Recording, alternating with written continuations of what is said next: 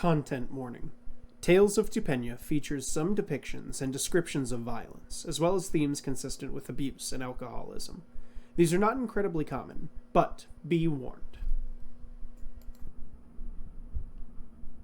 Hey everybody, Belby here, the DM of Tales of Tupenia. Just a couple of announcements before we start up session. Tales of Tupenia is a D&D live play show created by fans for fans, and as such features many homebrew elements. We're not actors nor experts, we're just a group of friends having fun. That being said, we are aware of some audio issues that are present throughout the early episodes. In a campaign that we plan on being full length, please bear with us as we work to make the best show and viewer experience that we can. Furthermore, there will be an effect that plays occasionally in a place of a small number of places, institutions, and people. Right here. This sound effect is intentional and will be explored and explained as the campaign goes on. If you're interested in supporting the show, check out the link to the Patreon in the video description, which will feature different levels of access, including but not limited to Side of Tots, a talkback show that begins at around episode 16, as well as a monthly gaming video with the party, and our quarterly merch, which for the first quarter will only be $10 a month, since Side of Tots will be following behind. Thank you, and appreciate your support for the show. Bye!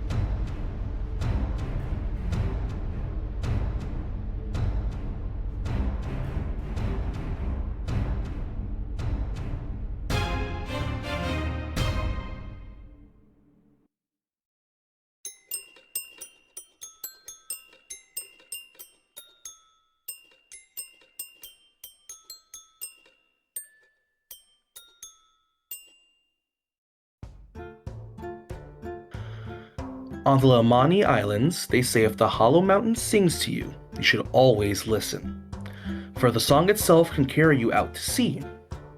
This was, of course, the one place Uprush always wanted to go.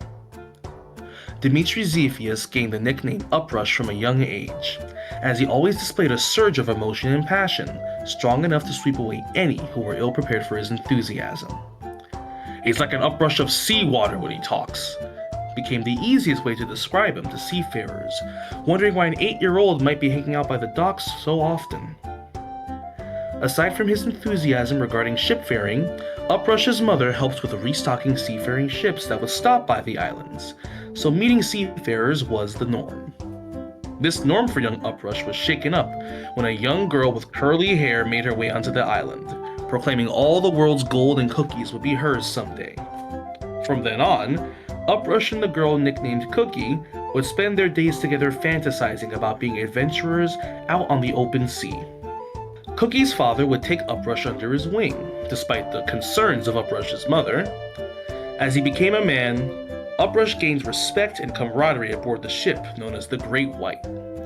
But Uprush saw a side of the captain no one else quite recognized. Amidst an attempt to convince Cookie to leave the crew with him permanently, Uprush was accused of mutiny, shot in the chest, and left aboard a dinghy to float out at sea.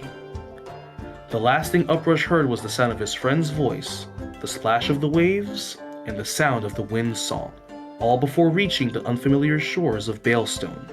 Chasing a way back out into the open seas, Uprush took a bartending to accrue enough coin and a new crew, all with the hope of reuniting with his dearest friend.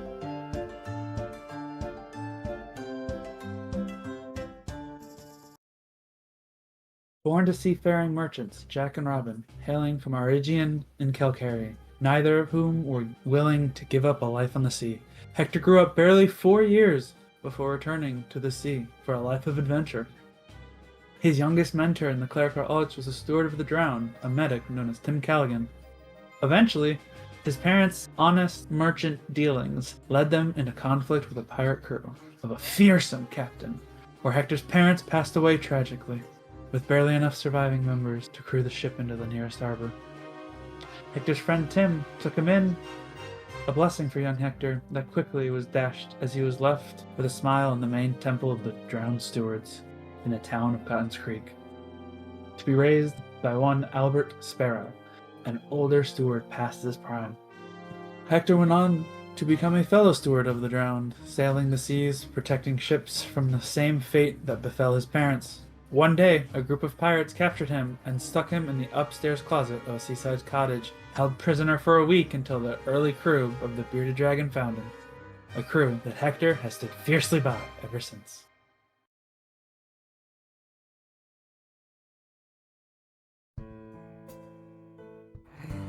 Grow Kadag was born and raised in the kingdom of the Red Dawn. His parents, Shior and Calibax, and siblings and fellow orcs were brutal fighters, taught to hone their aggression in battle against their enemies. Grow grew to become the tallest and burliest of his family, and one of the largest offspring of the Red Dawn. A capable fighter with a gargantuan size, a towering stature, and mammothian teeth that would make any regular human quite intensely shit their pants. Through his straight, raven black hair parts at the middle, a real charmer. He was inducted into the Black Blood clan and went on many adventures. As time passed, the clan would realize something about Grow that infuriated them. He was a sweetheart. He would frequently gaze upon beautiful natural flora and fauna, would resist killing any individuals who wouldn't directly harm him. Whereas all the other orcs were intelligent and livelihood skills and battle practices and tactical knowledge, Grow was a simpleton. His sheer size and strength was enough for him to push through any obstacles presented to the Black Bloods. But even as the rest of the Black Bloods slowly turned their backs on him, Grow was too simple to see it. To him, they were his family. So he stayed with them, until one blissful morning when Grow woke to emptiness around him. The Black Bloods were gone, and Grow hadn't the slightest clue of where to go. Only a name. Bartholomew. Unfortunately, for Grow, he couldn't figure out how to pronounce it. He wandered the countryside finding people who at first rejected him and were scared of him, but would warm up to him through his politeness and simplicity. After many months of wandering and helping, 3 years later, Grow would eventually make it to the city of Benict in the kingdom of Pustab, where he befriended a total bar owner, Rue, and would help her with chores and errands. The city of Benict would see that Grow was an enigma, a condemnation of their treatment of orcs, but some would have prejudices too deep to set aside. Grow left the city, joining the crew of the Bearded Dragon to chase the thrill of battle and to make a new name for himself. With a new crew, a new weapon, and a new cause at his side, Grow's path wanders far away from those who once threw insults his way, even if he was too simple to understand them anyways.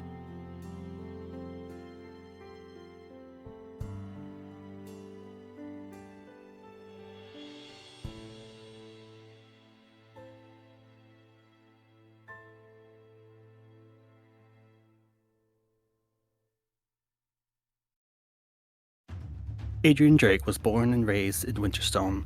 Being the second son of the Admiral of the Kingdom, Adrian always lived a life of adventure and wanted to be out at sea like his father. He and his brother lived their early lives with a nanny though Adrian snuck out multiple times into the slums, getting into trouble with his best friend Karn. Later on in his years, he was hired onto the Agalita, a trade ship with an older captain Adrian saw as second father. During one voyage at sea, an Asmer named Ariel came aboard trying to get Adrian to do a quest for his god, and would not leave until he did so. While the two were below deck in a heated argument, the Agalita was suddenly assailed by pirates, an all-out assault, which was suddenly disrupted as a bolt of lightning rent the sky, sinking the ship and all aboard it. Adrian woke up in the middle of the sea alone, at least that's what he thought, until days later, a dry voice echoed through his head. The self-same voice of the Asmer he previously encountered. Drake made his slow way back to port, where he and Ariel now share the same body, though not, perhaps, the same goals.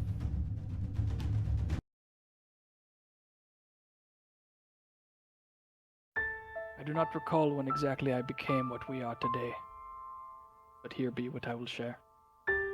Little John Jack grew up in the slums of Smiva, me mama telling me the stories of Klek, the devourer of the treasonous, he who swallows the liars and cheats.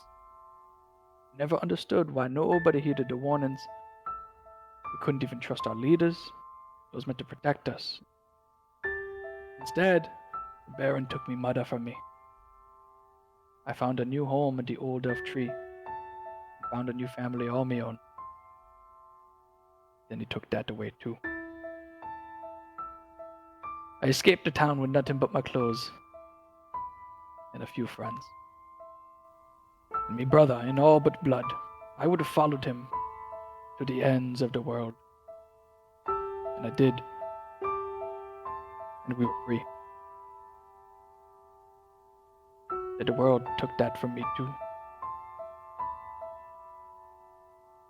Han, my brother, he sold me out for wealth and power.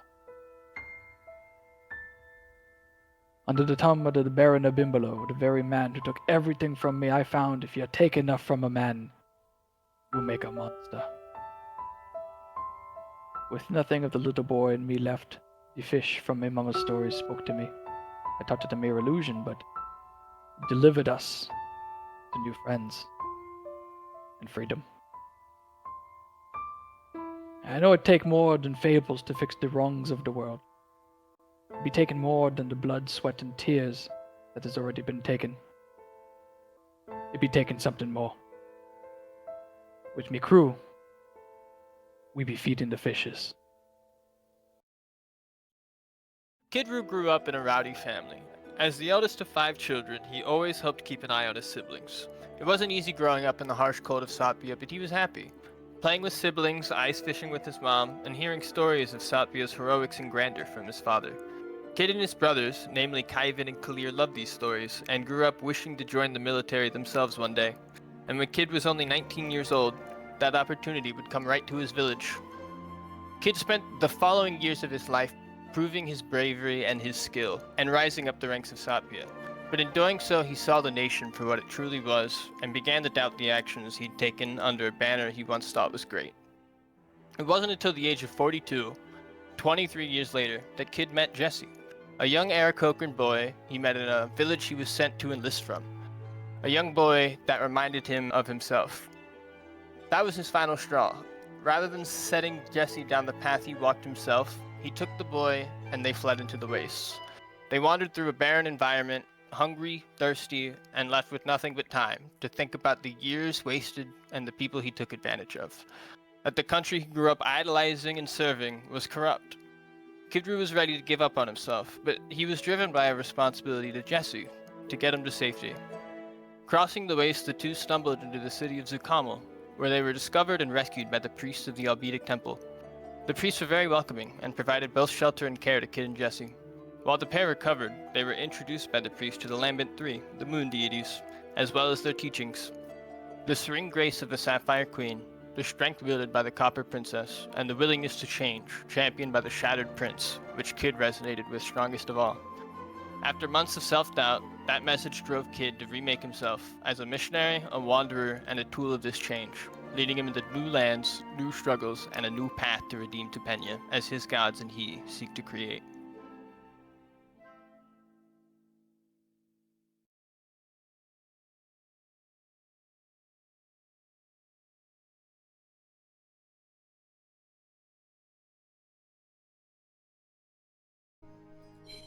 Welcome back to this week's episode of Tales of Tupenia. We're a little bit of finagling going on here. I had a bit of a microphone issue, but we're going to resume from this point.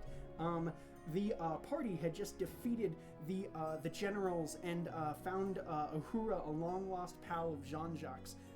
Had saved the recently craniotomied, in a sense, perhaps, Bondari Velimtok, youngest prince of the of Pastab. And you guys had made your way out into the night. We had a couple of perception checks that we just rolled here, where Grawl was able to pick up the sense that the despot, having fled into the night, these generals here, no major generals still currently running around. It is kind of a dead, there's no head honchos in this moment.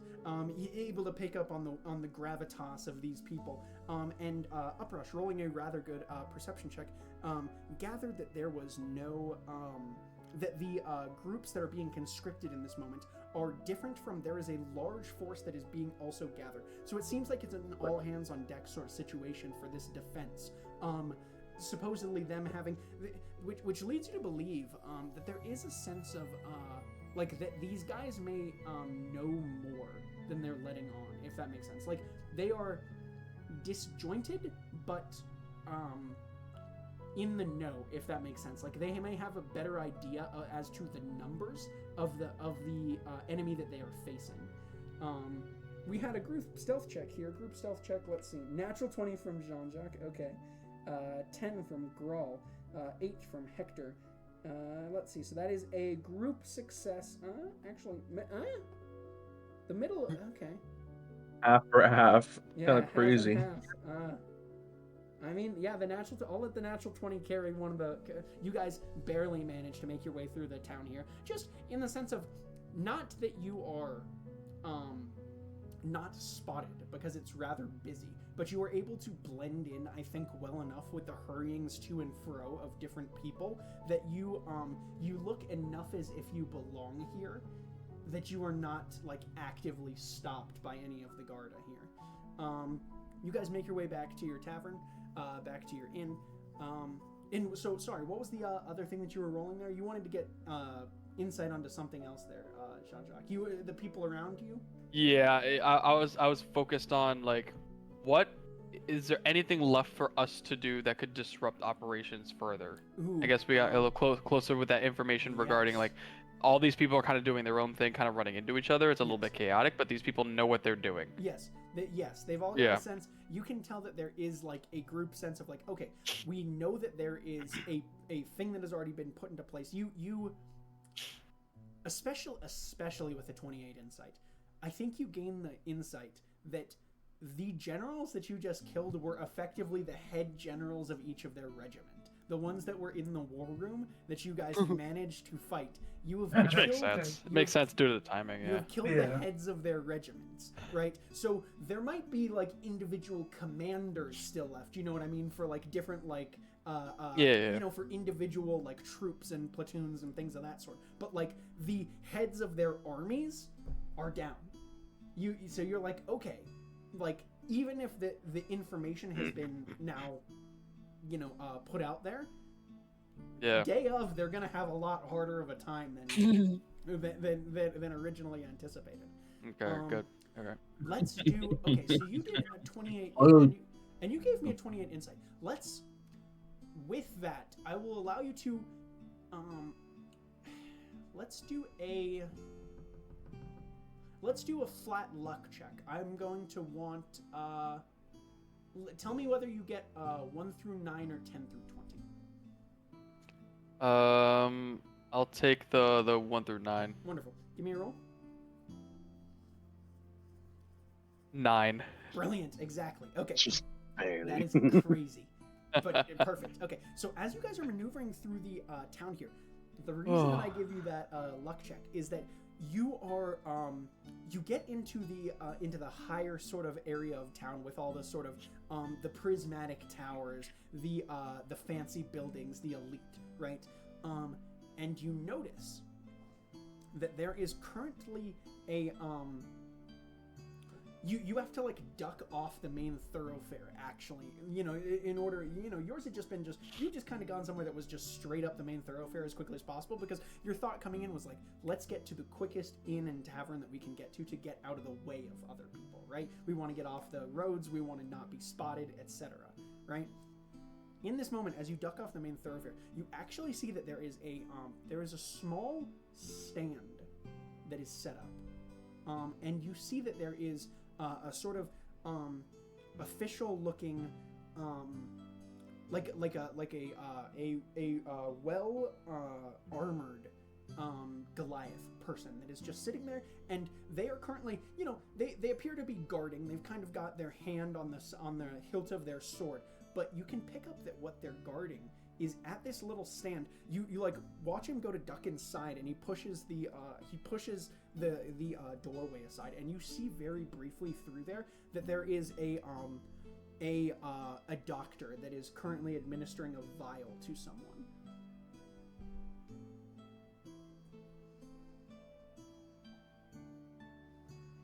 Oh my. This is like in the main area. This is this is a booth that has been set up off to the side, actually, that appears to be sort of like a redirection. It does look relatively busy. Like, it's not, you notice that there are a number of people standing in line for this. They all appear to be, roll me a perception check here.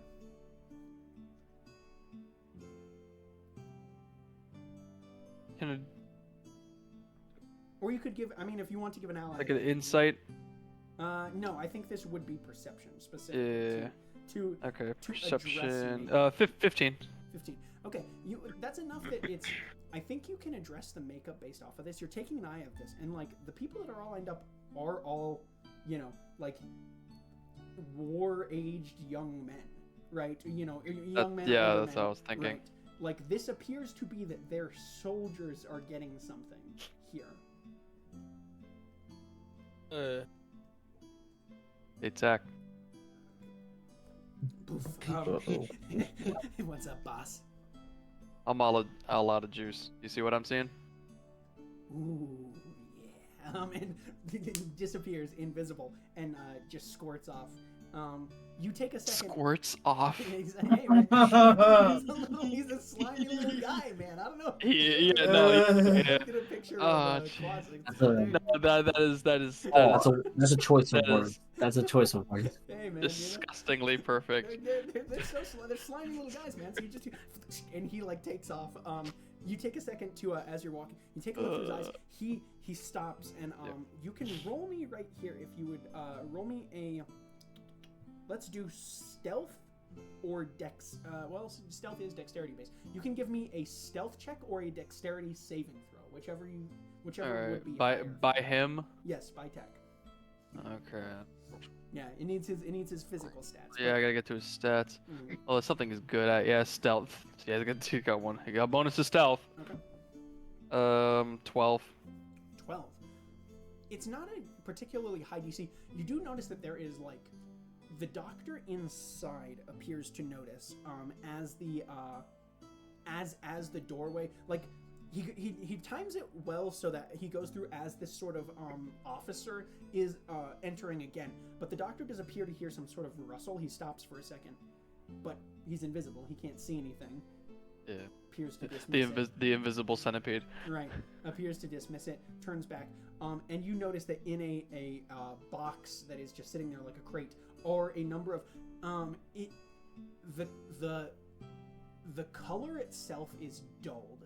It is much less like almost radiant, but it is that same mucousy yellow vial that they are giving these soldiers. By that I mean like it is say like this is like shining golden, you know what I mean? Yeah. And like here is like the glowy mucousy yellow. It's like a ruddy. Yeah. It appears to be whatever the whatever the other nonsense is. Right, you can intuit it's one of perhaps the earlier forms of this of this vial.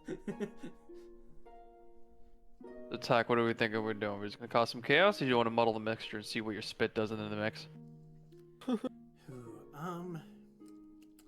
See, my kid. Okay, so I could try and give it like break these, but I would be concerned about how many more they have. Do you know? Do you think that they would have more of these? Maybe somewhere else, but it would take them time.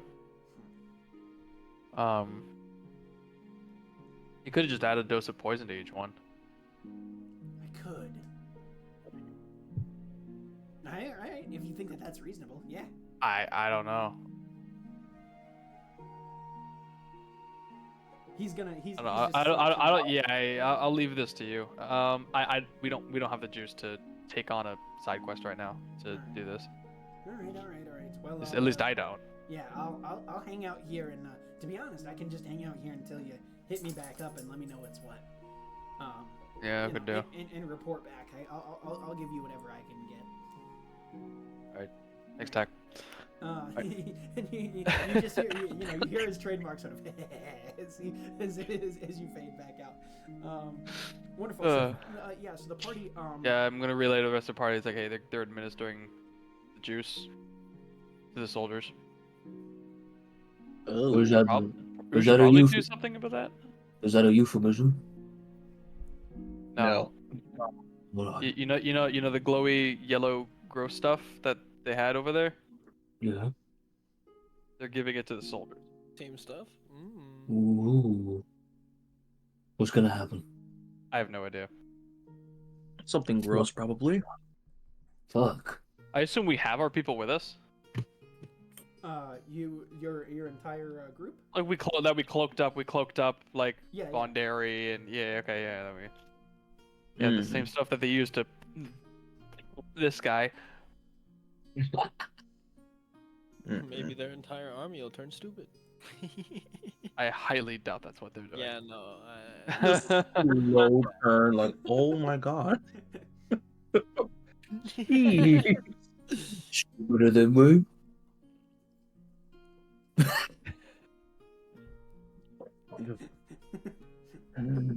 Yeah, maybe stupid does make for good soldiers.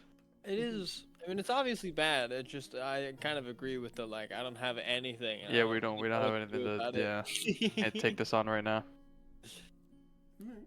So you make your way. Are you guys? Are you dipping out from there then, just to Yeah, we're gonna have to just get back to the inn. Yeah. Cause that it's good insight to know kind of what's going on, but. Yeah. And that's, I mean, it was a solid. Appreciated info. Yeah. Were we able to inform anyone? We might still be able to do something with it yet. So you guys make your way back to the inn. You kind of file back up to, girl. This is the first time you're seeing it. Kind of this sort of nice little room. The interior is sort of these bar stools, or almost like circular bar.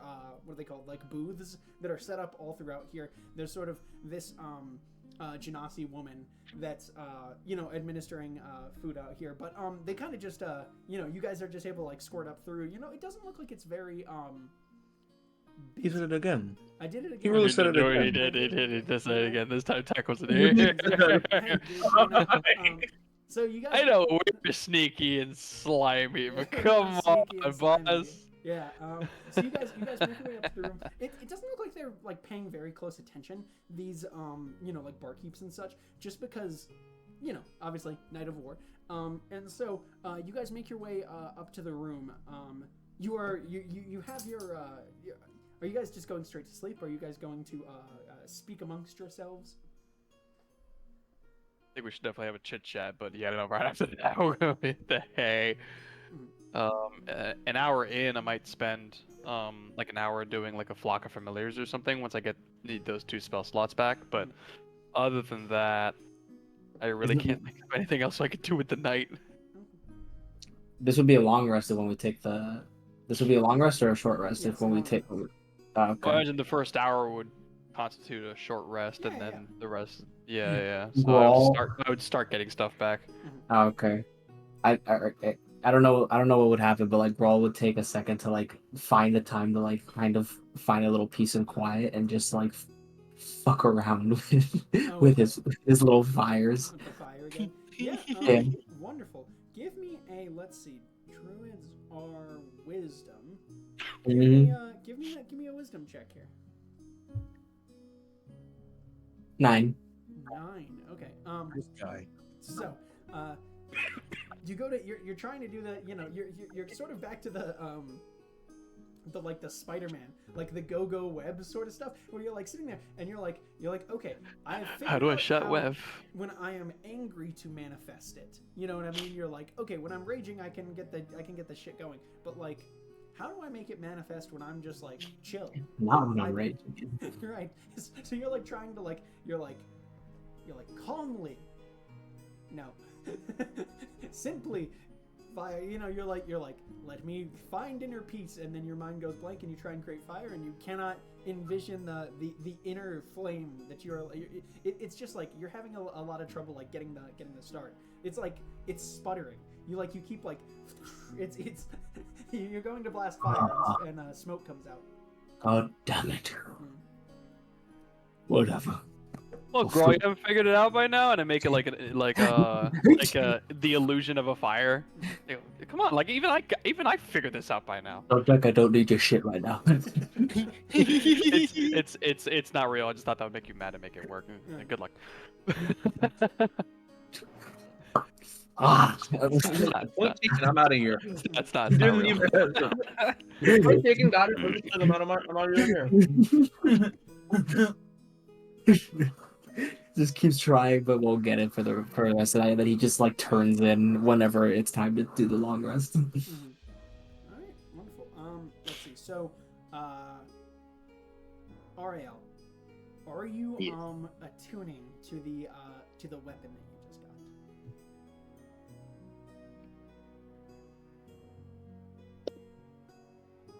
Seems like the answer is yes. Okay, well, I'm It seems like it would. I was just saying. I rolled chaos dice. Okay, cool. Oh, okay. Oh, hell yeah. Okay, so he ran. Yeah. So you go to start attuning to this weapon. And you can hear very quickly. You hear the sounds. Like there's sort of this rushing in your ears for a moment. And you hear very briefly. Roll me a perception check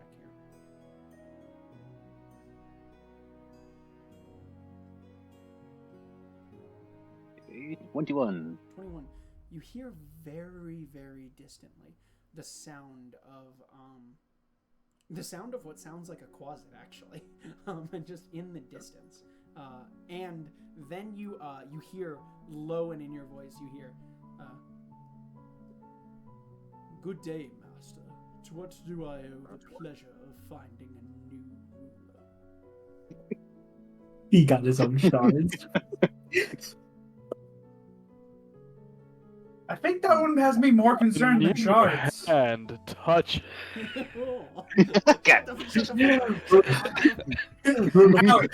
was badass until you did that. Remember, Loki. I'm so sorry. What is up? Pinky up. Oh, it's even more badass now. Yeah, Don't pinky worry. up for sure. Yeah. So yeah. I dreamed of Pokemon, bro. I was not expecting a voice in my head. He goes. You hear the response of just. Indeed, however, this was it's nice to be in the hands of and you can feel very faintly. It doesn't appear like he's how do I phrase it? It doesn't appear like he is like probing you, but you get like a very faint like sense of like a hi, like someone like knocking on the glass. You know what I mean? Mm-hmm. And like he's like the sense of a hero and not of a that. And you feel very like briefly this this image in your head of like the dark of the headsman, the Black Knight that you had killed before. That's fair.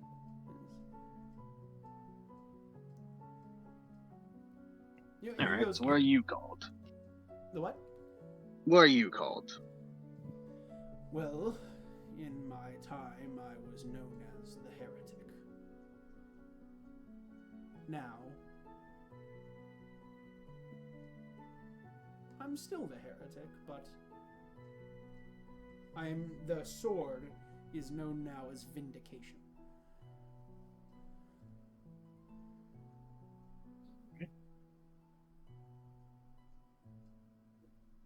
And you can roll me an insight check here with that. 15. 15. Okay. So, number one, you know, in my time, it gives you a sense that like this dude is old. And you had a sense that Shards was old. Because I believe Grawl had discussed. Let me verify. Jose, had Grawl discussed briefly any of his visions that he was getting from Shards? Yeah, okay. So you had gotten like a brief, you know, like, okay, these are some of the visions I'm getting. So you're like, okay, there's some old shit going on here. But you recall that Shards did not seem to, or at least told Grawl that he did not remember any of his own past. This Vindication seems to remember its own past. Like in some way, shape, or form. Which is notable in that, like, okay, if these are from the same, you know, from, like, is it the same circumstance? Is it the same person? Is it, you know, you guys have had those questions about the sentient swords before, but, like, is it the same guy? What happened between the two of these, etc.?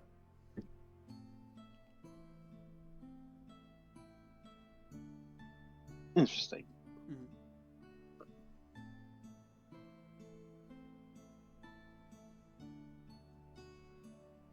I don't really have much to say after that. Okay, cool. Well, just so he kind of just goes silent and just like awaits your next command sort of thing going on. So like just, you know, keep in mind that is a resource available to you. So you kind of bunker down to sleep. Let's hit up Austin. Are you here? Yep, I'm here. My computer was kind of having trouble, so I had to turn off my laptop. Yeah. My camera. Yeah, you're good. So let's Austin or Uprush. You have briefly. You go to bunker down to sleep for the night. And you have very briefly. There is just a roll me a. Let's do a charisma saving throw. Okay. Yeah. Charisma.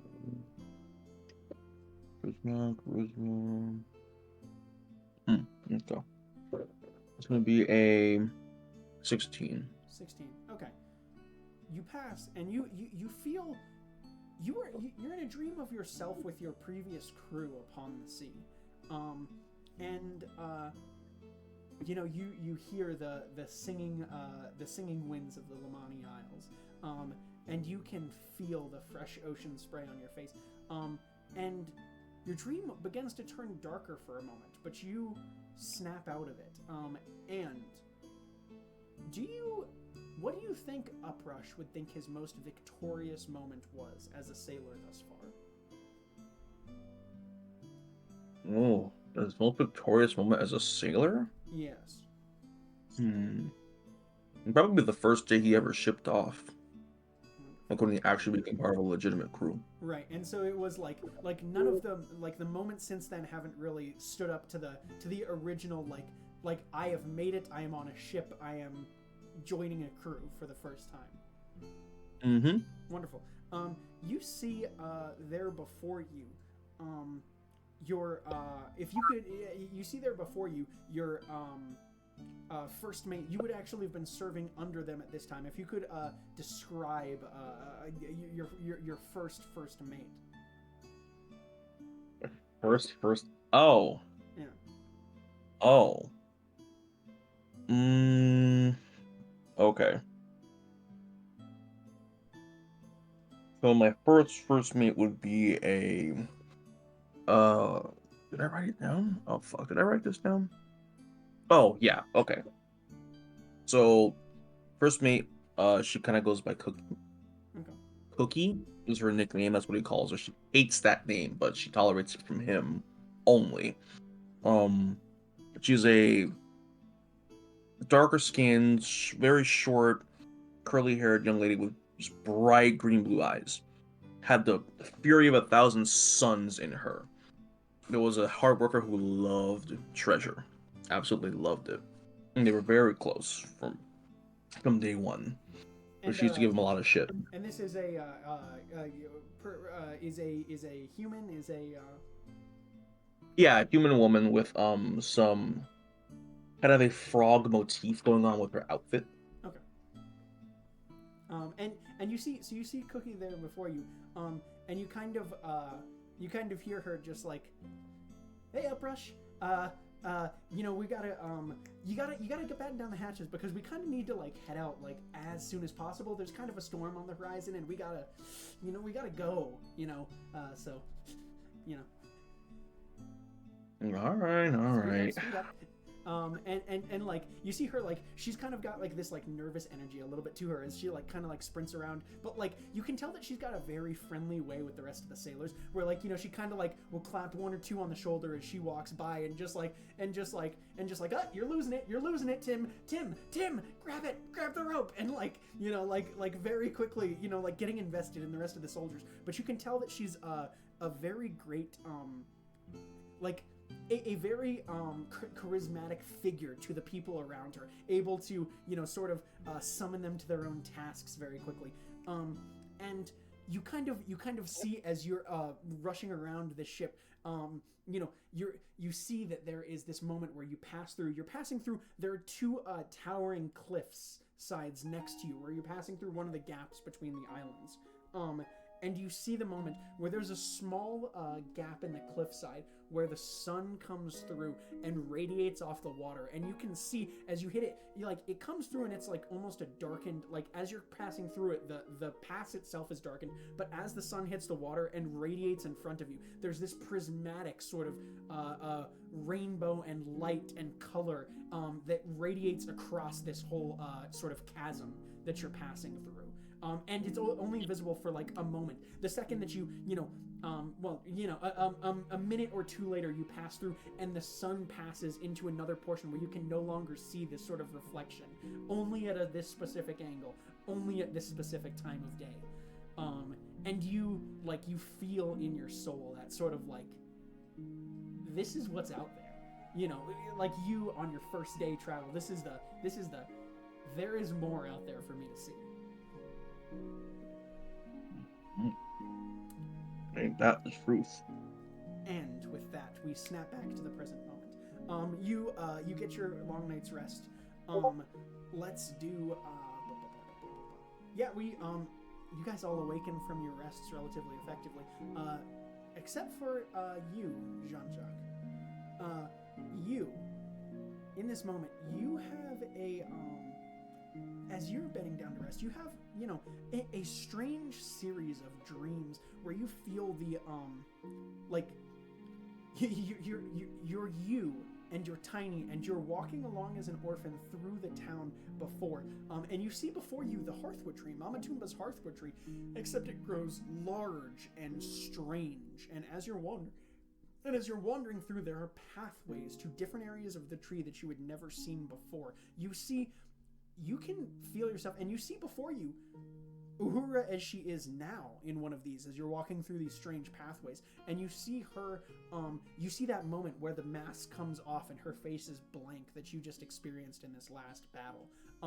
You see, you go through another sort of twist in the pathway, and you see a young Joey. This is a memory that you have not experienced, where you see a young Joey that is in and you can make out the actually roll a perception check here.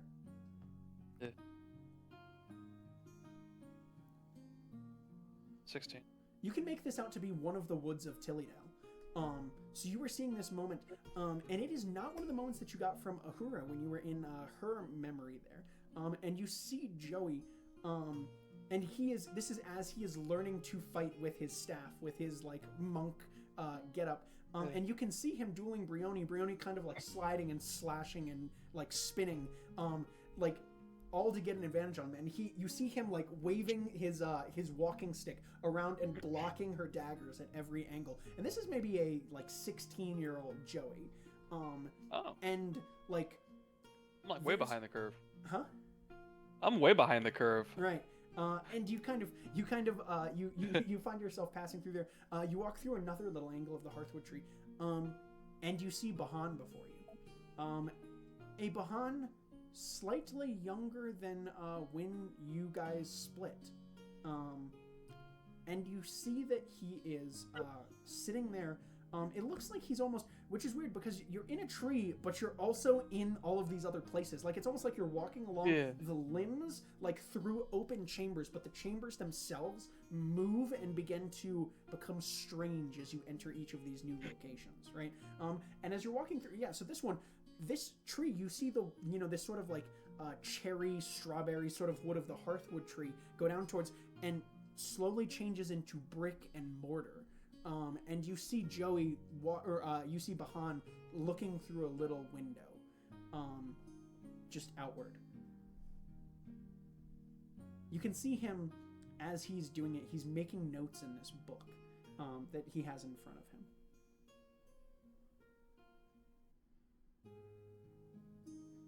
him. Am I aware at all of like the surrealness of this? Like how me is this right now? Let's do what would be a good thing for control in a what is it called? What's the word for controlled dream? Like a lucid dream. Yeah, let's like I something in wisdom. I guess what I'm asking is more so is in the dreamlike state would John Jack be like, hey, what you looking at? Like not even let's just remembering all the shit. Let's just hit you with a straight let's do a straight actually, hold on, sorry. Let me look at the list of things. I gotta see the list of things you could roll here. Remembering ability. Let's do a straight investigation here. Investigation.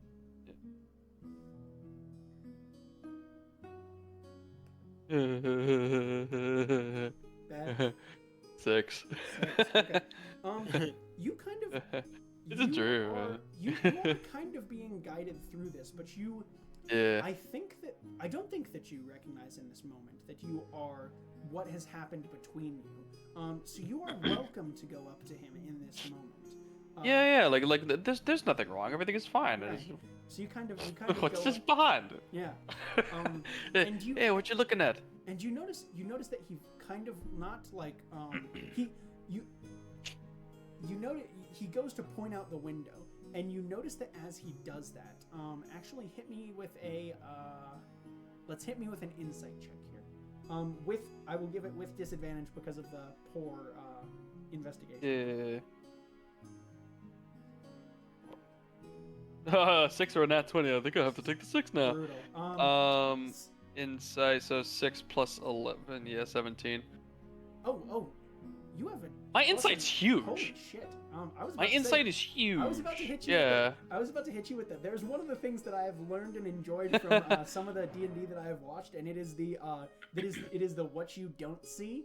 And I was about to have to hit you with the what you don't see in this moment. Yeah. But as you my insight is huge. You notice he goes to gestures away, and you've spent enough time with him playing sleight of hand and card tricks. As he does that, he closes the book with his other hand. He's attempting to distract him from what, but he points out and he just goes, the trouble that we are having here is that the gods have been causing more trouble than usual for the people around here. We found that the barons that was in town, I don't know, he's like, the baron in town, I think his name was Abimbolo. He's been causing some trouble for the folks around here. Just here, I'll have a chat with him, and I go to knock on the window. Yeah. To get whoever's attention's outside, but as I'm like gonna knock on the window, and he's probably gonna be like, "Wait, no!" Yeah. I steal the book from the left side, sleight of hand. Ooh, brilliant sleight of hand. Yeah, and we'll hit him with his. and then if I manage to get it, I'm just gonna open and start reading it like right behind him. Yeah. It's the good old days. We're just shooting the shit. Okay. Yeah, so hit me with the sleight of hand. I hit you. Alright, so dirty 20. Dirty 20. Yeah, you so There's someone that's gonna beat me. Yeah, he's got you at the yeah, this was just his perception. His perception is not as good as his insight is. So he has a 16, and as you go to do that, he doesn't spot you, and you grab and you take a look, and there is this sort of, this is where there's sort of this weird nebulous quality to the dream, right? Yeah, like this gets, yeah. And like a lot of the words are gibberish, but there is also like, you can tell that this is a let's see, you can chill. You can tell that in this moment, as you're looking at it, like some of them start to swim and crystallize into actual words in front of you, right? And like generally it seems to be very simplistic in terms of like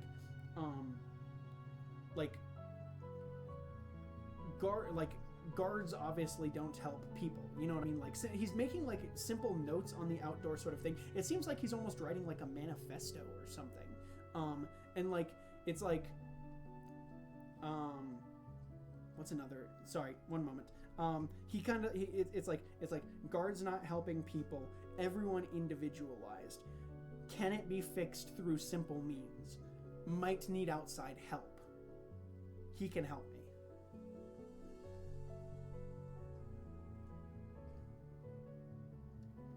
And you... It all rushes back, and I assume the dream falls apart. Yes.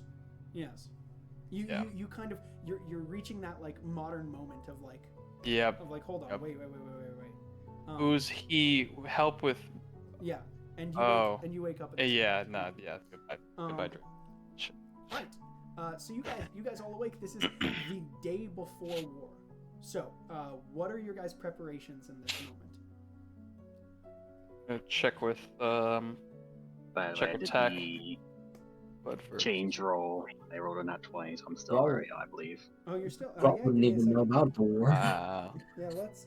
So what is that for a total of? Total? Yeah. It's just a straight check. Yeah, for charisma. It's with charisma.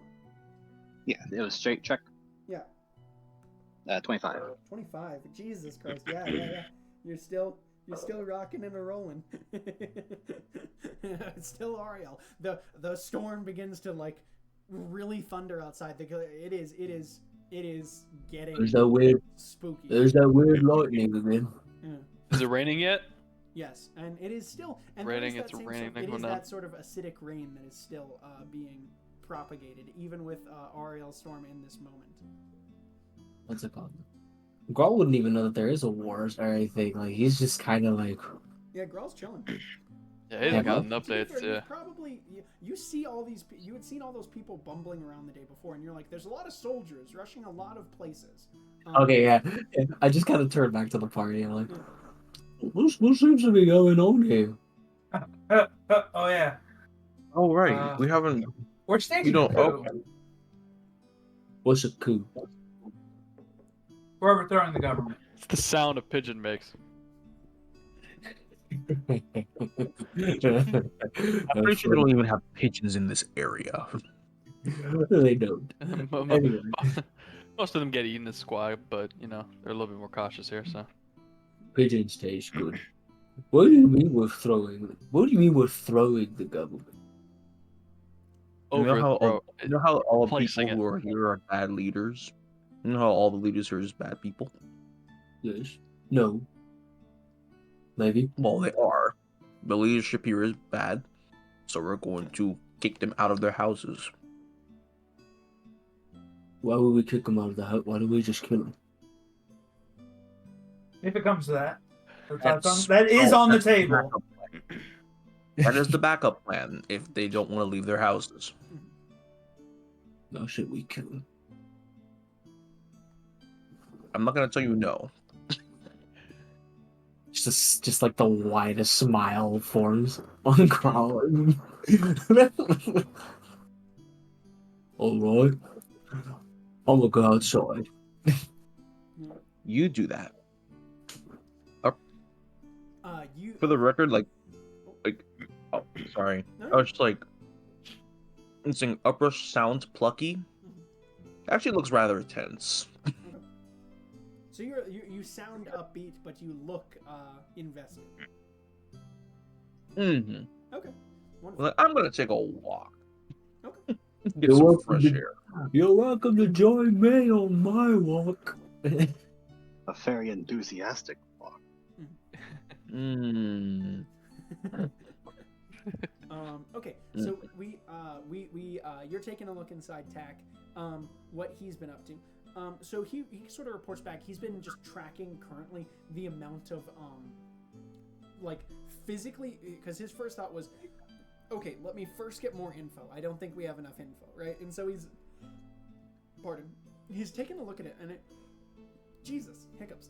So it looks like he's gone through and they have brought in, like, he's been tracking and they have brought in an additional 3 crates of vials that they have gone through at this point, right? So, like, it's like, and he actually, he flew on the third one, like, going into the fourth one. He flew back with the person that was, right, because he can fly in basic form, or? Yeah.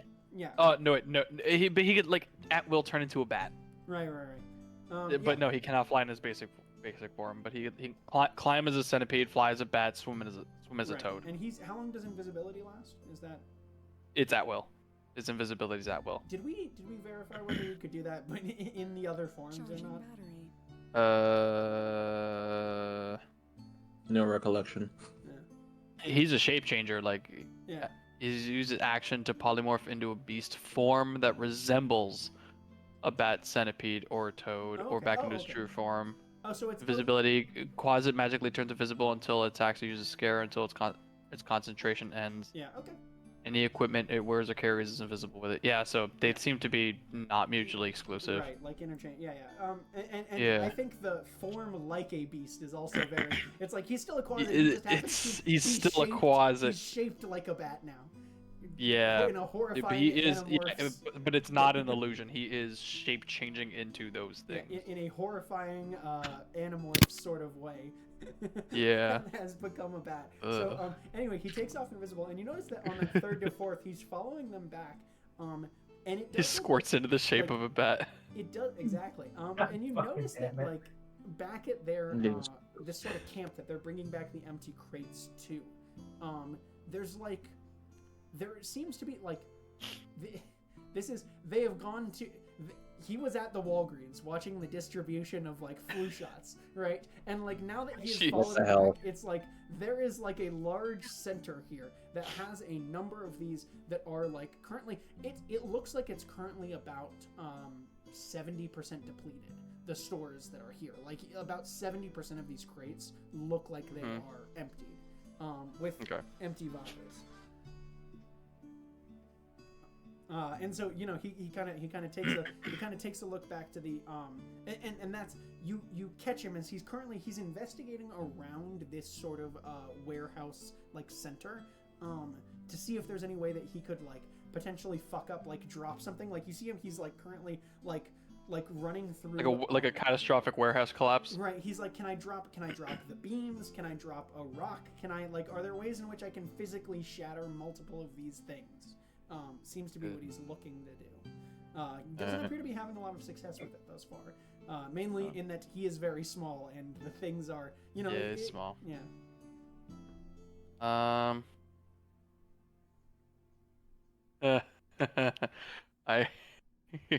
Oh no, I had an idea.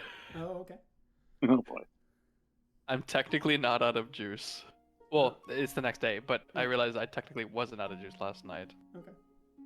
The pipes. Oh. I forgot about the pipes. Interesting. Should have an army of rats dismantle this operation.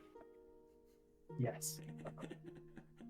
Yeah, we're gonna do That's that. 'Cause that's the political level we need. Whoa! The Piper? The pipes of the sewers stuff.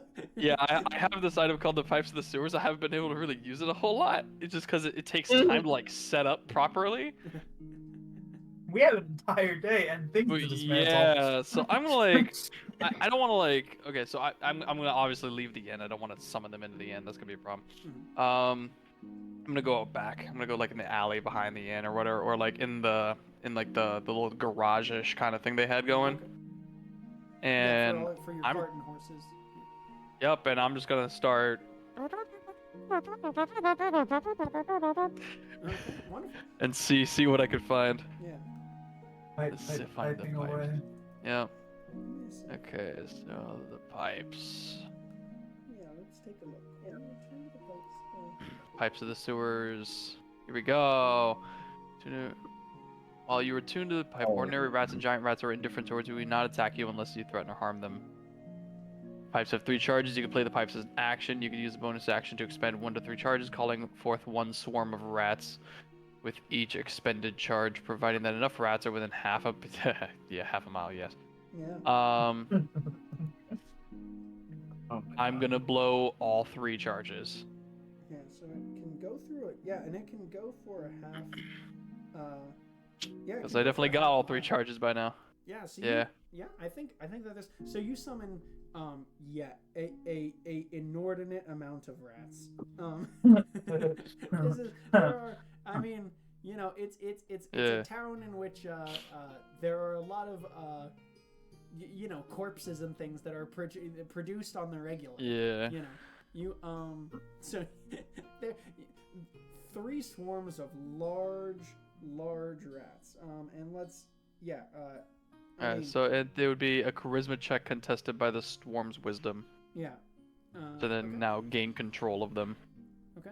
So I assume that's 3 charisma checks versus 3 wisdom checks? Yes. Alright, charisma. Do not fail me. 22. Okay. Succeeds. 8. It fails. Brutal. 13. Succeeds. Okay, cool. Yeah. So I have 2 swarms? Yes. Alright. And yes, you can send them off with tack. It's you know, what do you want them to do in this warehouse? I'm going to like bust up as many of the vials as possible, or okay. If I win the contest, is swayed by the pipe's music, it becomes friendly to you and it commands for as long as you continue to play with pipes each round as an action. I can't do the minion swarm now. I was hoping to do both. Yuki. Oh well. Huh? Order of operations remembered for next time. Summon others, then use the pipes. First get the goons, then the rats. Alright, yep. I gotta summon Tick and Toe, and then rats. Okay.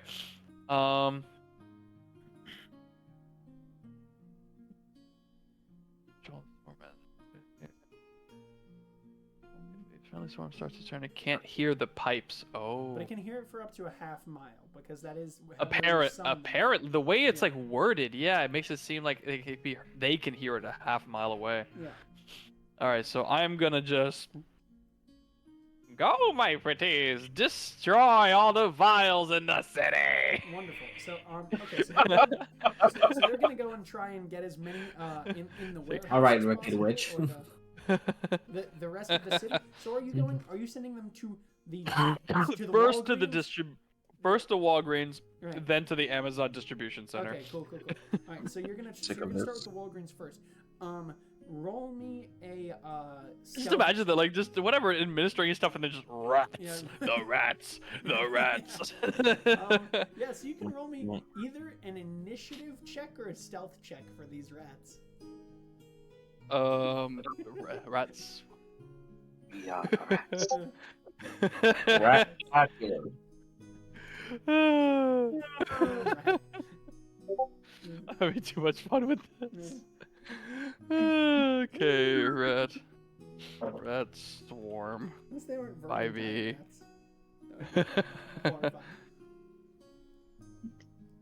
Rat swarm. Alright, who are you? Yes, you can give me a stealth or initiative, just depending on what you are trying to Oh, do. this is a homebrew revised. No, I need the official 5e rats. Let me see. I'm clicking on it via the monster manual. Here we go. I've got it. I guess a +1 to dex seems to be all they got. Yeah, I mean, I guess it's really the same either way. Whether you grab An initiative and it's the same thing. So I guess they get a +1 is Yeah, what so, it seems so like. Is your goal to? I guess the reason that I brought it up is your goal to have them stealthily destroy, or is it to? Oh bust no, in and fucking... no, Yeah, no, no, no, no, no, no, no. Somewhere they're wondering whether or not they pissed off some like sewer druid or Right, something. right, Like they're like, okay. what the heck? Like no, it's just they're just swarming the area. Okay. So yeah. So roll me, doing roll that, me 2 yeah. initiative checks here. Okay, so +1, right? So Yeah. 14 and nat 20. Okay. 14 and nat 20. Yep. Interesting. Okay. Right. 14 and nat 20. 1 moment. There you go. Yeah. Okay. Cool. Yeah. So you notice as you go to like the initiative, the doctors and the group of soldiers that are like the like officers that are at each of these distribution centers appear to like they go to swing at the rats, but the rats break through and manage to get into the vial crates at these 2 distribution centers. Roll me an attack with advantage because it's vials. Okay, so their attack. Oh. I assume. Oh wait, bite. Melee weapon attack +2 to hit. So 2 attacks. So I guess 13 and a nat 1. Nat 1 with advantage. Oh, each. You Oh, have I didn't advantage know. on both Okay, of no. these. Oh, my It's bad. an- Oh, okay. The vials are Okay, so never mind. stationary. So never mind. Not a. Oh, it's against the vial. Oh, it's Yeah, against the against the vials. vials. Okay. So axe that for a 14 Okay. and a 13. Cool, yeah. You succeed, and you manage to destroy. Roll me your 2d6. 2d6. Attack the vials. Attack the vials.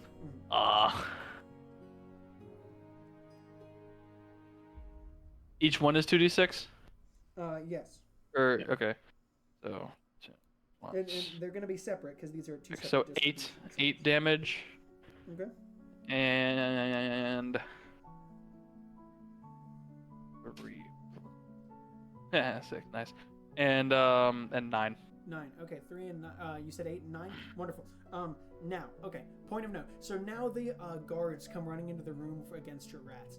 Are your rats going to stay at this distribution center and attempt to fight the guards, attempt to continue destroying vials, or are they noping out to the next target? Just the prior. They know the priority is destruction as many vials as possible. Okay, cool. Great, but you get to give them a command now as to whether. Yeah. Leave the guards. Destroy more vials. All right. So let's. You get to roll. Guards roll against you. Against your rats. But that is a 11 plus 3. That is a 14 to hit your rats.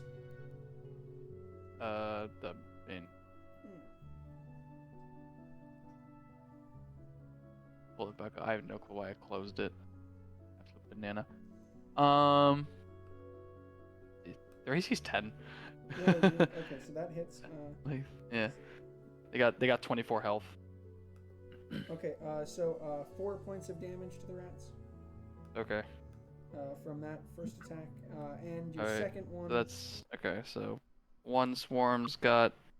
You said 4 points. Yep. Okay.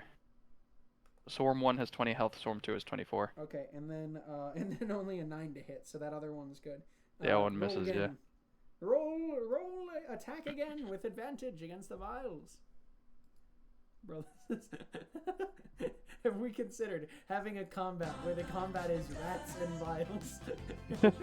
Rats and an inanimate object. I don't know, guys. Could be great. Could be anybody's game, bro. Yeah. Well, actually, let's. Yeah. Okay. So, we'll roll this hit.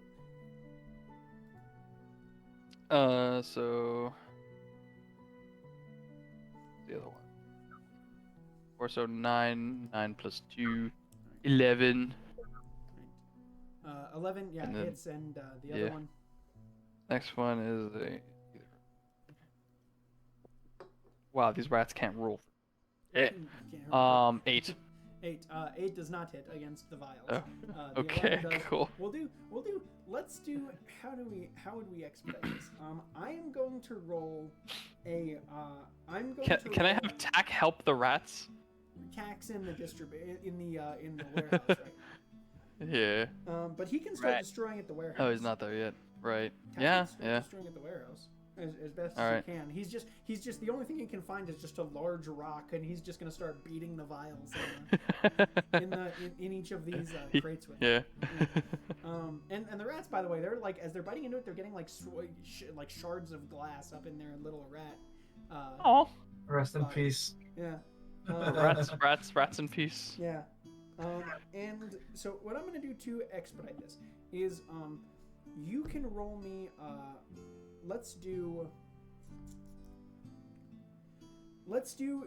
you can roll me 2d10. Yeah? Oh, they have resistance to bludgeoning, piercing, and slashing damage. Oh, interesting. Okay. So I guess the other one has 2 more health a in little it. less HP. So let's do. I'm going to roll. Let's see. How many number of attacks with minimum do I need to kill your rats? They have 24 hit points. Minimum damage is Depending on how you round. 3 is 3 points of damage.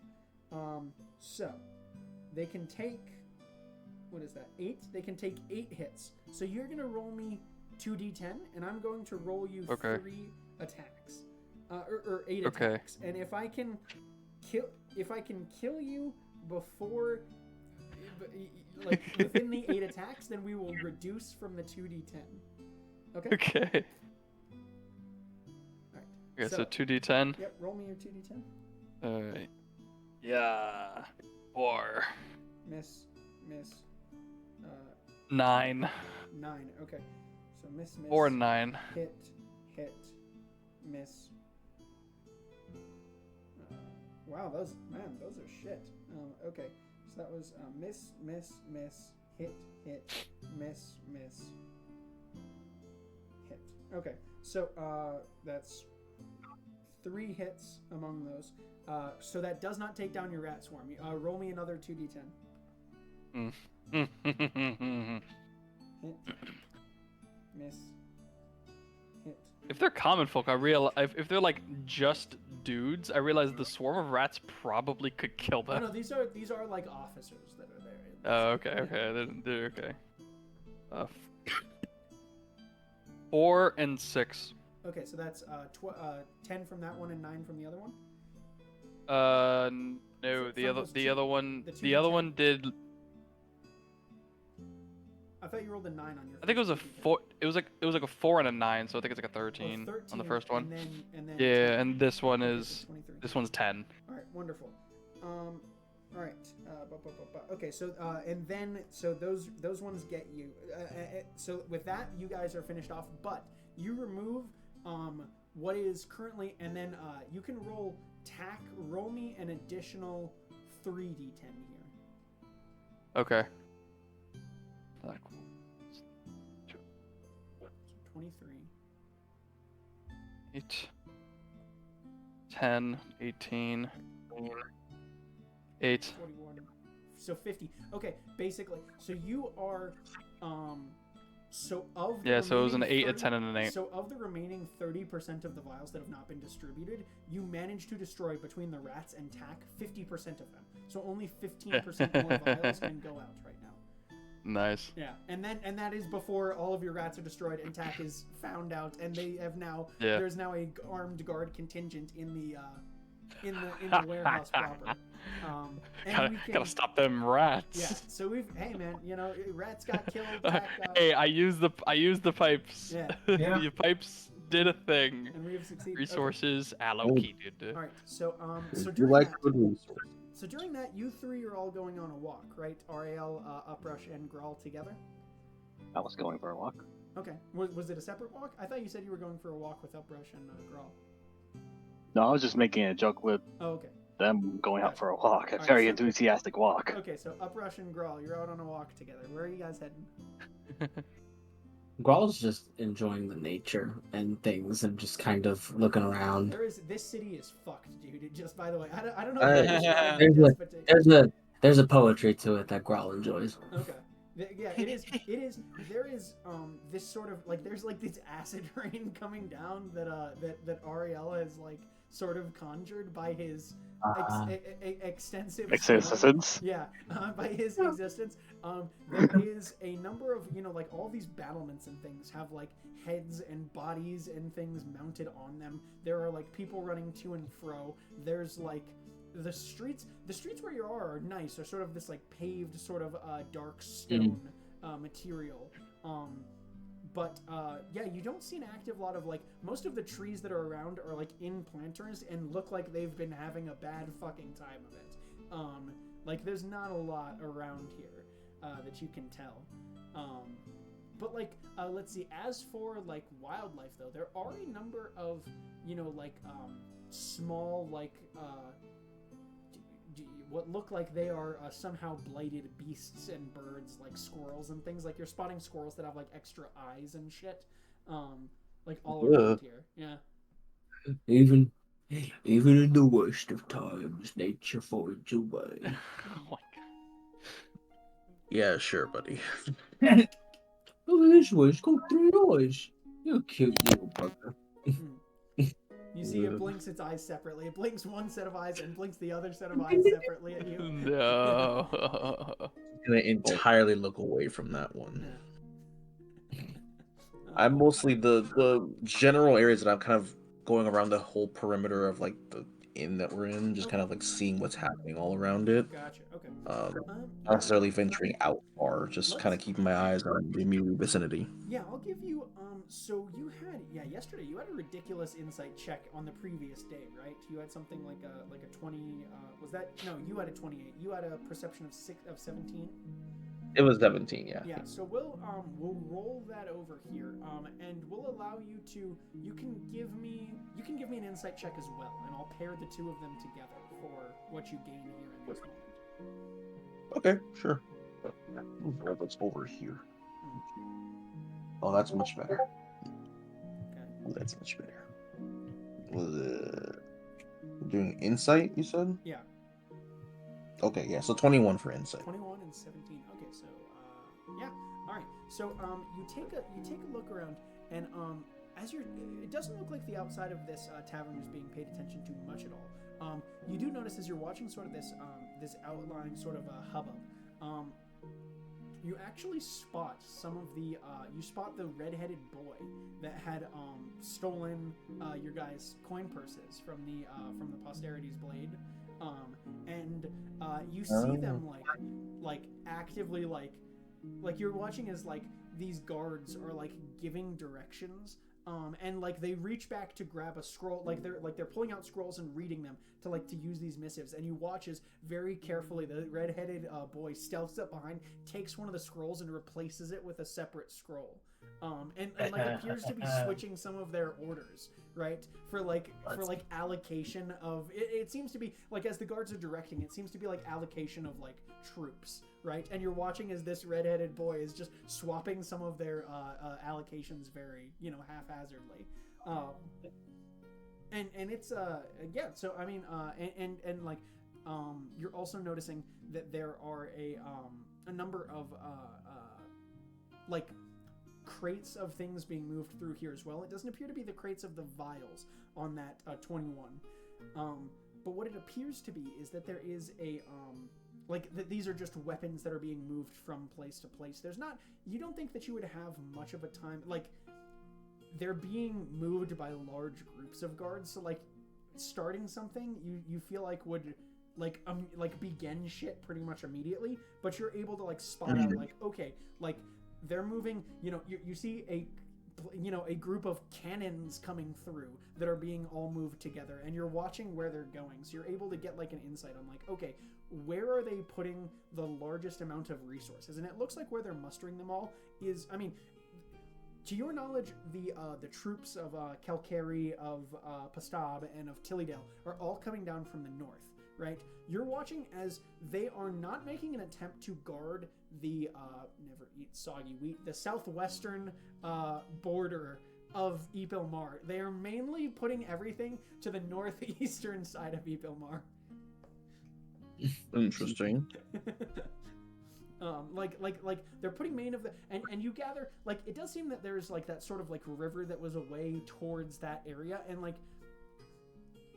you gather that it's probably just that they are okay. We're not too worried about being flanked from the back, and that's mainly where our allies are going to be coming from, right? Any sort of like if they have any reinforcements, any groups of people that are out sailing, etc.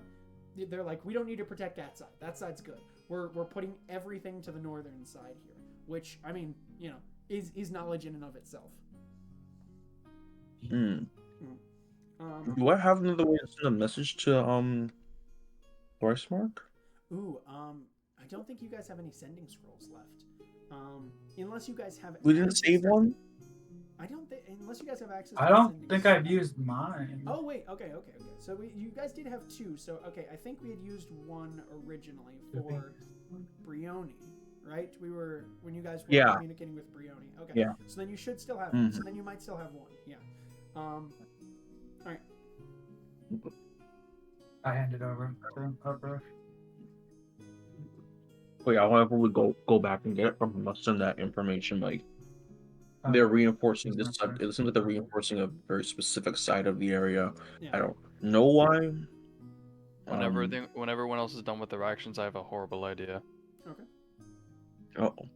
Oh well. So okay. So you send that information to Thrice Mark. He responds. How does he respond? He responds pleasant. He responds, "Great tidings, wonderful to hear." Great tidings, wonderful to sending responses. Hold on, need to keep track of my own words. He goes, "We are currently marching. We'll be there We will be there morning." So I'm at quite a bit. 13 already. And he goes,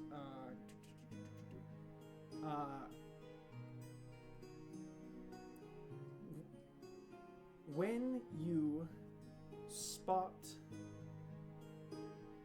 the leaders,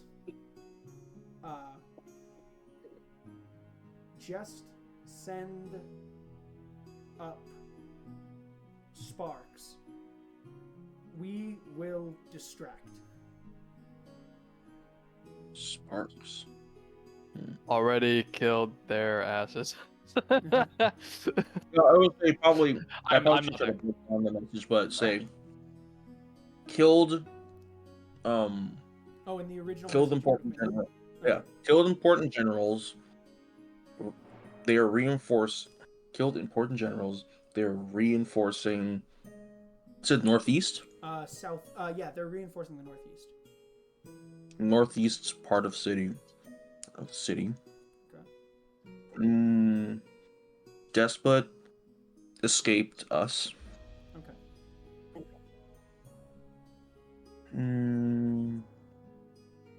What else is there?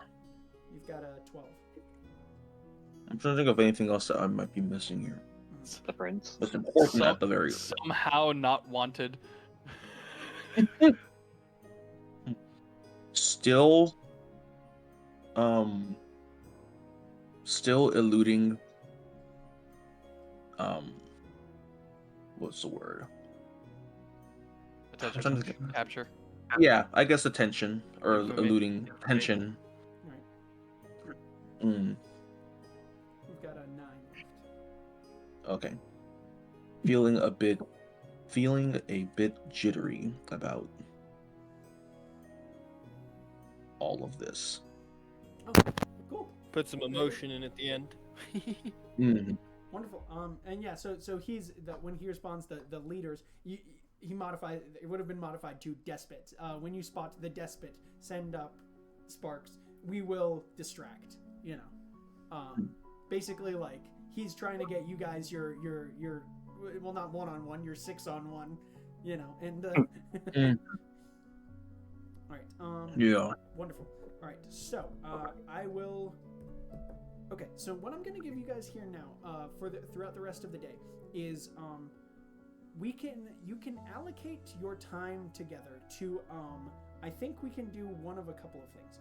If you want to do an investigation check on deeper troop movements, we can do troop movements. If you want to do a persuasion check, you can attempt to try to gain any allies or statistical bonuses that you could get access to, or we could do an arcana if you want any sort of magical information as to things that are going on, history of the situation,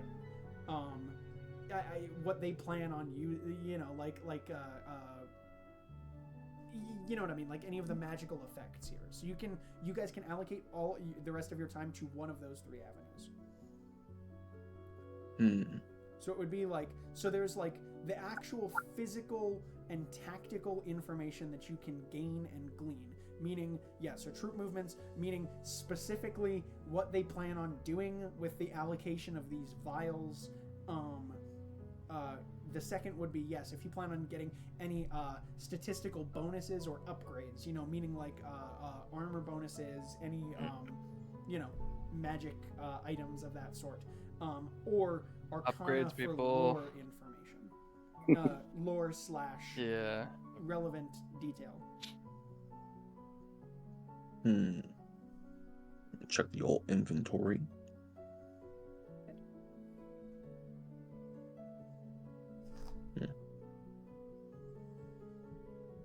Just to say that, what's it called? Grawl would definitely just spend the day essentially warming up, if you will. Okay.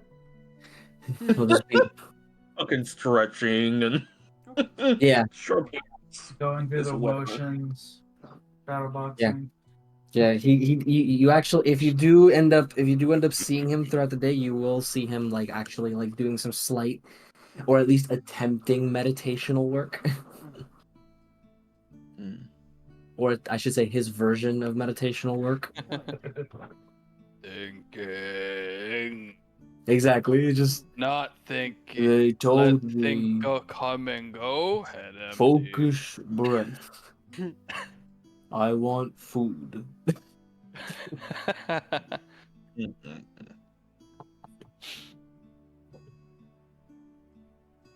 Well, I mean, off the top of my head, I think I'll brush my. I think, regardless of which one we actually decide to pick, Kidru would probably be most fascinated by the people. Okay. Because he's probably seen a lot of war preparation, but he's never seen other people's war preparation. Yeah. Yeah, I think it strikes you as different in that it is it's not as it's definitely not as cohesive as you're used to. Yours is a lot more planned, strategic. Everyone Wait a second. does seem to be moving together. I have a second bad idea. Uh-oh. Well, we Okay, did also kill their 5 army You and leaders. that That's is- probably a good portion of it. Yeah. All right. Bad idea number 1. We look into what this serum does, and depending how good Hector and Kidru's healing magic is, I transform myself into a boy soldier and get it administered, and you guys can figure out how to save me. That is not a pre-war option. That idea. That is not a day before war option. Okay. Bad idea number 2. Bad idea, but way more fun idea. Obviously they need gunpowder unless their armaments are somehow magical. They're mustering that and getting that ready right now. Let's blow those walls sky high. I like that idea a lot more than the first. I give tack matches. Oh, that's crazy. Oh lord. In fact, I give tic tac and toe matches. That makes it safe for our health. Yeah, but we should probably figure out where the stores are and what they're connected to, lest half the city goes sky high. Horrifying. Okay, wonderful. So Yeah, I think we should do that. Yeah. Yeah. The yeah. the That's powder not a one. bad one. Yeah. Yeah. Blow the all the powder stores in the city. Okay, cool. I'm gonna have, or better yet, so I could do it for free without having to resummon any of my beloved friends. I'll just have Tick and Toe do it, and then Tack can scout out the ones ahead. Okay. Yeah. So for the first, yeah. So, okay. So does anyone have matches? I can check. Matches? Be surprised if we didn't. I do not have matches, Why do you need but I do have matches? flint and steel. I have 5 candles in my kit. You that got, come yeah. with- I- Oh, sorry. I you were have saying- flint and steel. I don't have matches. What do you need matches for? What? Well, okay. So I got these little guys that I could summon, and they are small, and I don't want them to have a hard time lighting anything on fire, nor do I want them running around with anything on fire. So I want to give them something that's not on fire, and then suddenly on fire. It sounds Like a match. complicated. It sounds really complicated.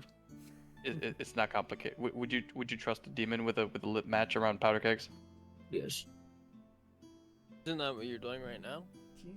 Noted. Remember this whenever he thinks something is a good idea. All right.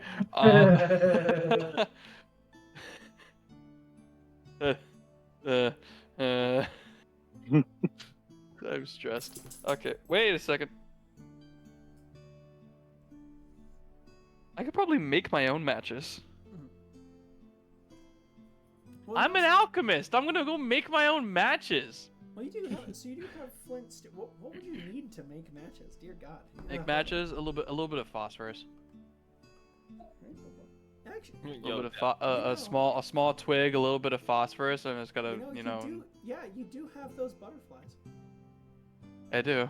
Yeah. Those were phosphorescent, 100%. Wait. I did tell you that Wait. our butterflies was I'm sorry. phosphorescent. I'm sorry. Am I about to make a Fey explosive? Butterfly bomb. Yeah, That's so cool. Say butterfly bomb. So I have jars in my backpack of 3 red, 2 orange, 2 yellow, 1 purple, and 1 navy blue Fey glowing Fey butterfly. Yeah. We're making butterfly bombs, yeah. Jesus Christ. Okay. Yeah. That was not on any bingo card. Yeah, no, That was not on my bigger card. So you, I still got him. I got him right here. You go in there. So you're gonna need to squash them. So you're gonna go in there and you're gonna start with your what's it called? Your Yep. Polt? Water and pestle. Pestle, thank you. You're gonna go in there with your pestle and you're gonna start like Yep. smashing butterflies and grinding them Yep. up. I'm gonna ground up these butterflies into mush. Yeah, and you do manage to make you kind of apply them to just stick, really, just apply it to stick. Yeah. And yeah, you manage to make yourself a set of Fey matches. How many of these do I got? Mark as many as how many of the butterflies do you want to convert? It is a 1 to it's a 1 to 2. 1 to 1. 1 to 2. 1 to 2. Yeah. Okay. I don't. They're quite good. Excuse me. I think I will convert 2 red, 1 orange, and 1 yellow to leave 1 of each color. 2 red, 1 orange. So that is 4 into 8. So 4. So I'll make 8 Fey matches. Wonderful. And then you're going to send. How many are you sending? You're sending them off with 1 each, and then holding on to 6.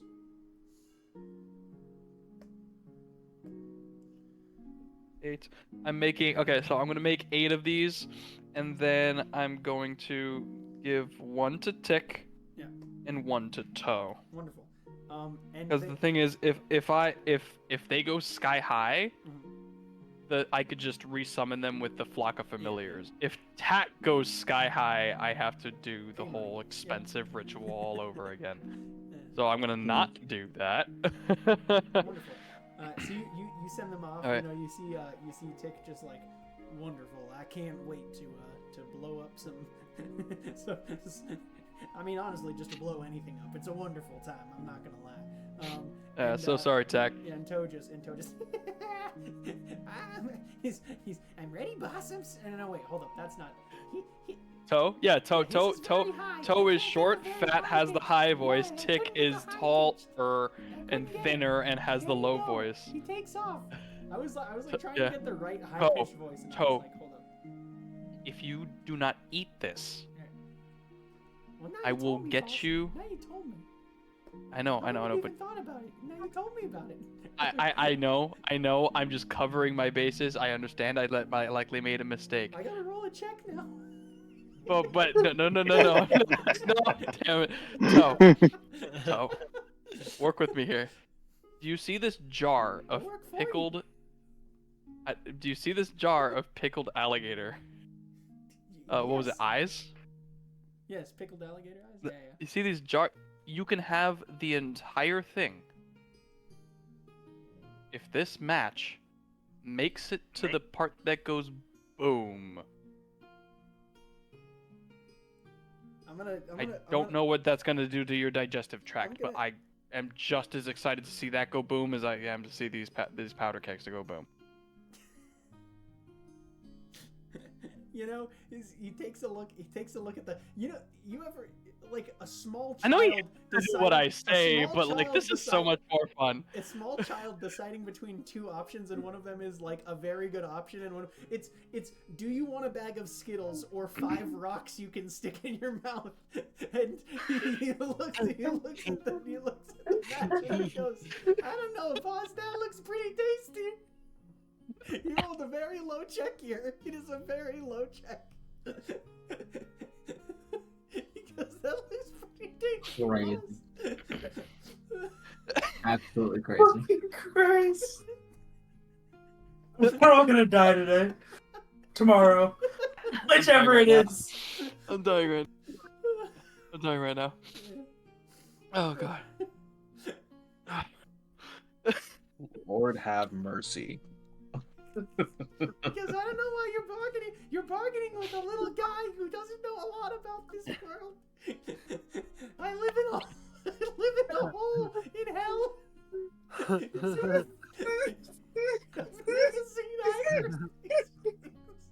never seen either of these things before. That one's shiny.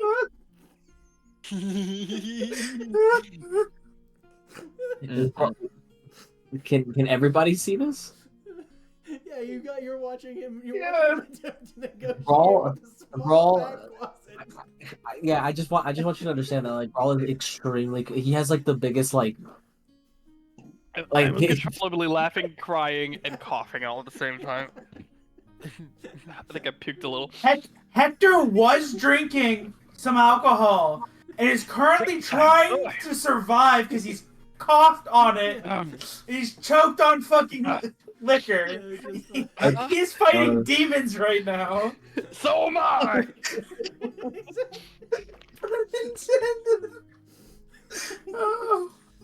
Oh. Upros just has God. a hat over his face, Just convulsing behind the hat. Just and Grawl, what did you say Grawl was doing there, Jose?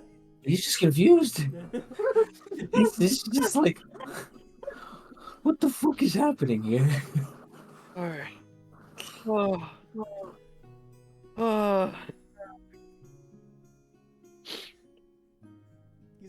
You see him very slowly, tentatively reaching his Okay, hand up I take toward out one of the match. smoke sticks. I take out one of the smoke flares. Yes. You can have this instead. Is that more You gotta tempting? hit me with the Are you persuasion. here for the are you here for the weird flammables? Is that what does it for you? Persuasion check here now. Persuasion. Oh, okay, That at least I'm one good at was- those. That last one was internal. Now it's you gotta convince him. Oh man. Oh. Okay, yeah, that's a 30. Okay, good. I was about to say he did roll a 19 plus on his stubbornness check. I was just gonna do like a like a charisma. No, check, but I got a yes, 30. It's like this has all the incendiary reaction of the other one, but it lasts so much longer. Yeah, he goes. All right. I mean, okay. Just, I just these are important because you hit it and it's on fire and then you can light the thing that you need to light. But this I don't know what this is gonna do with your belly, but it's gonna do something. All right, fine. He goes. Give me both of them. I'll take both of them now. I don't trust him, but fuck it. I give him both of them. I give him the Fey match, and I give him the smoke And you hear him stick. go, wee, and then disappear. Oh. I have a headache. Yeesh. I have a headache. Fantastic. I'm Dear concerned. God, if we get someone that does like animated bits, that is 100% gotta be him trying to negotiate with a little tiny no, I want that one. I'm gonna die. God. And we let's see, and from there. These are yeah. minions or your children. You hear later on in the afternoon. You hear Look, a loud look, boom. Admiral. I spend enough of my day taking away the free will of others, and ironically enough, these creatures that I summon, who I'm perfectly able to, I don't want to. I just don't want to. At the blacksmith's house, the utensils are made of wood. All right. At the mine mage's house, your minions have free will. It's just how it is. So give me a break, Admiral, please. I'm cutting you slack this time, but if I'm dead tomorrow for some nonsense like this, I'm No, gonna haunt that's you. okay. After No, that. that's okay. I'm slowly running. Boom. Right, so you hear Okay, so that's one. You hear the sounds of two booms off in the distance. Boom. Yeah. All right, cool. I cast it again. I bring him back. Wonderful. So I present 2 more matches. Wait. Huh? You hear? I cast Flock of Familiars again. Okay. And you're sending him off. And I want them to do it again. Again? You as you. I don't know. I'm prepared, but I didn't prepare for this. I don't know if there's any more for them to blow up. Yeah. You're just gonna keep sending them off to go and explore. You're just going, go and do it. Explore. Yeah, go find whatever. If you find something super flammable, yeah, just hit me. do it. Hit me with 2 investigation checks from them. You can roll 2 quasit checks. Okay. Yeah. Okay, 2 quasit. Okay. Wow, I dropped the thing. Okay. Technically, I could do this every hour for free. You could. I could do this twice. Wait, can I do this ad nauseam? You're rest casting it. Is it level 1? Flock of Familiars. What level is it? Oh, no, It's wait, level that's 2. Warlock. It's level 2, but my warlock slots are level 2, and I have 2 of them. Yeah. So I can run this for an hour. Yeah. Concentrate. I have to concentrate on it, so I can't rest while doing it. So I can do it for an hour, do it again, do it for an hour, rest for an hour, and I get both back. Sure. So roll me these investigation. That's without using any checks. other. So 2 investigations with quasit stats. Today, the flight of the quasits. This episode. Investigation is.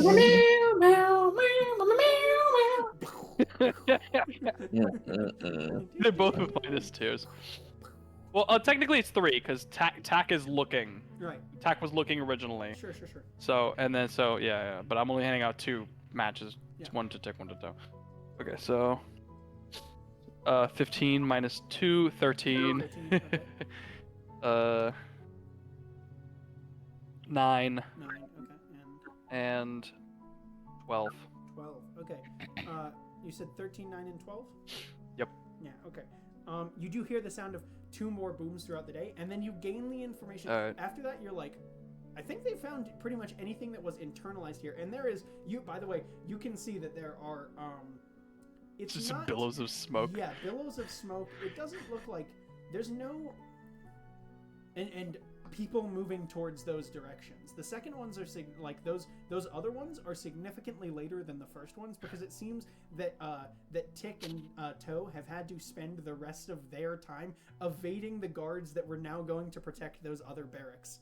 Or the other repositories.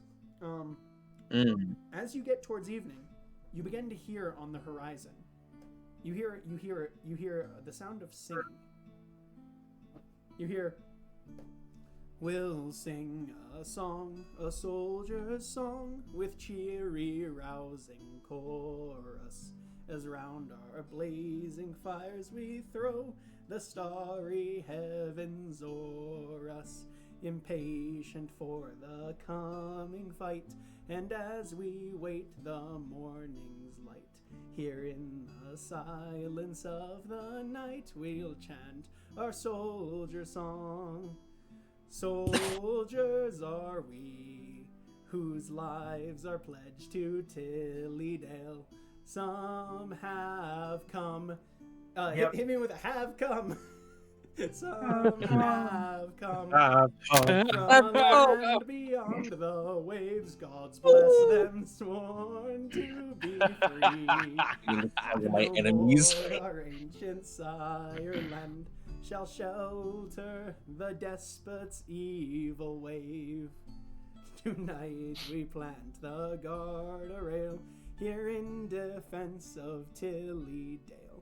When cannons roar and rifles peal, we will chant our soldier song. And it continues going on. It loops back to the chorus a couple of times where you hear everyone else chanting the have come and the gods bless them as it goes off in the distance. And yeah, you're like, hold on, shit, like, you know, they're all gathered, they're ready to go. And as we're outside the gates right now. They are this even, like in the middle of the night going into the morning. Yeah, they are. You hear them on the distance. It doesn't seem that they are. How do I phrase it? It doesn't seem like they are moving to attack and invade Epilmar. It seems like they're trying to set up sort of like a ring of like a siege. Like sieging it. Yeah. Yes. And nice. With that, as we reach into the morning, I'm going to have you guys just right now roll. So every one of these members here, because of the generals that you guys killed in that fight, you are going to roll me. Everyone rolls me 1d12 plus 1d6. Except Growl. Yeah. Well, and I'll need the numbers differently. No, Growl can chip in here. It was 1d12. 1d12 and 1d6, and I need the numbers separately that you rolled on each of them. A 4 and a 1. 4 and a 1. Okay. So that's okay. Wonderful. 7 and a 4. 7 and a 4. Okay. Is it right here?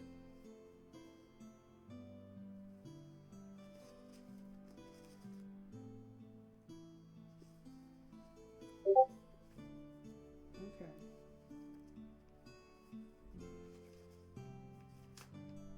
What the fuck? It's just 2 dice, Growl. No. Yeah. Sorry, I just can't even remember which one the D6 is. It took me a while to remember what the D12 looked like. Yeah. Yeah. Like, that's a D10. That's a D. Hey, what the Really? hell? Oh right. I don't know why. I don't use D12s.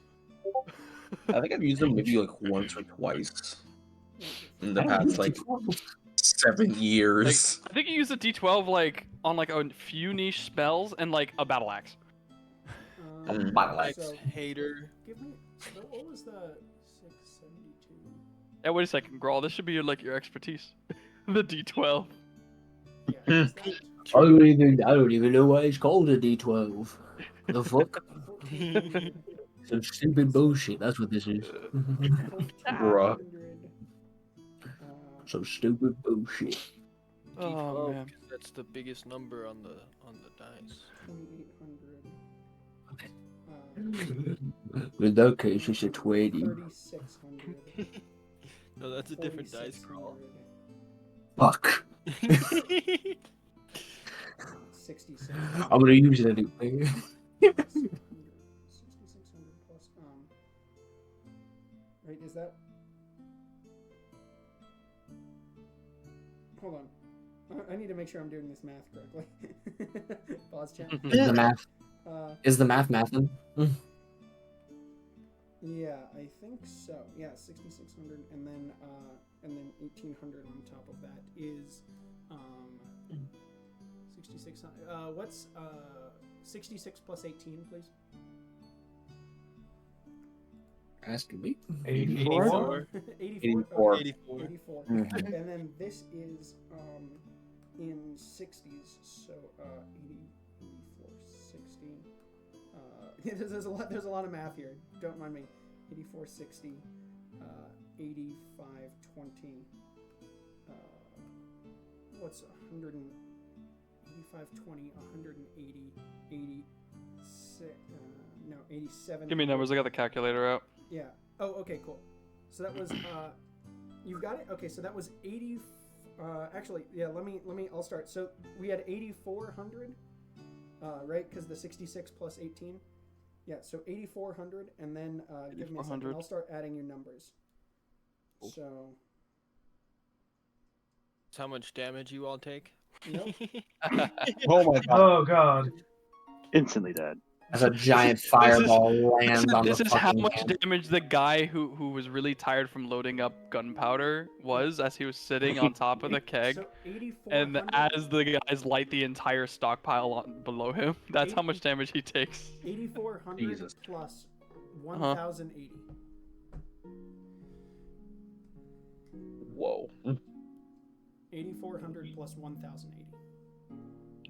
9,480. Wonderful. So, I'm going Oh, to those let numbers come together really cleanly. Yeah, I'm going 9,000. Yeah. Yeah, I'm going to let you know that as the fight begins, the actions that you guys have taken with the killing of the general, with the killings of the generals, with the information that you gained throughout the day of the movements and troop movements of the despotate soldiers, there are 24,000 accumulated soldiers of the Tillydelian, Pastavian, and Calcari forces. Your actions throughout the course of this day, and we're going to jump into the battle afterwards, but you know that your actions will save the lives of 9,480 extra people throughout the course of this day. Wow. Your actions alone. And from there, we are going to begin as we jump into the actions of the battle in our next session. Yay. Right. Oh, jeez. All right. We're not to rage! No, I'm kidding. There we go. We'll end the session there.